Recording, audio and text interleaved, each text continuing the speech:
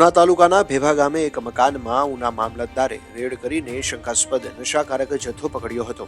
Collector Gir સોમનાથને બાતમી મળી હતી કે ઉના તાલુકાના ભેભા ગામે કેમિકલયુક્ત ભેળસેળવાળો પદાર્થ ગેરકાયદેસર રીતે વેચાઈ રહ્યો છે।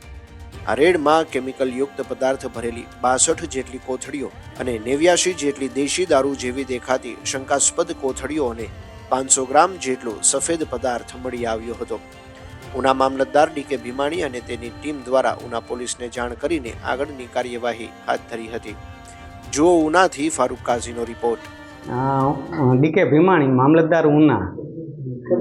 મહેરબાન કલેક્ટર સાહેબ ગીર સોમનાથની ભેભા ગામે લોકોના આરોગ્યને નુકસાન કરતા પદાર્થનું વેચાણ થતું હોવાની બાતમી મળેલી હતી। એ બાતમી આધારે અમોને તપાસ કરવા માટે સૂચના મળતા આજરોજ અમોએ ટીમ સાથે ભેભા ગામની મુલાકાત લેતા વિનુભાઈ ભોળાભાઈ સોલંકીનું મકાન આવેલ છે, જેમાં કેમિકલયુક્ત પીણું બનાવી કોથળીમાં પેક કરી વિતરણ કરવામાં આવતું હતું તથા આ કેમિકલયુક્ત પ્રવાહીમાં સફેદ કલરનો એક પદાર્થ ઉમેરવામાં આવતો હતો। તે પદાર્થ FSL કર્યા બાદ કયા પ્રકારનો છે તે જાણી શકાય એમ છે। તેમજ આ મકાનની બાજુમાં આવેલ દિનેશભાઈ ભોળાભાઈ સોલંકીના મકાનમાં તપાસ કરતા તેમાં આશરે 89 કોથળી જેટલું દેશી દારૂના જેવું પ્રવાહી છે એ મળી આવેલ છે।